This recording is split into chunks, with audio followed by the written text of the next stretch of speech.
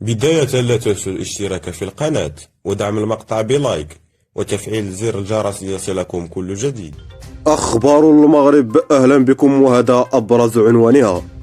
علم موقع الأول أن عبد اللطيف وهبي وزير العدل قد استأنف حضوره إلى مقر الوزارة اليوم الجمعة، وهو يضع ضماد على رأسه بعد الحادث الذي تعرض له في منزله إثر سقوطه على رأسه بالحمام.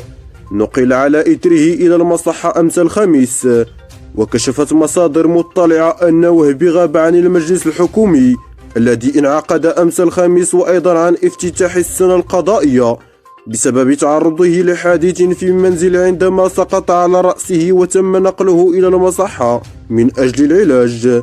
وأشارت ذات المصادر إلى أن الجرح الذي تعرض له وهبي لم يكن خطيرا جدا، إلا أنه كان ملزما بأخذ قسط من الراحة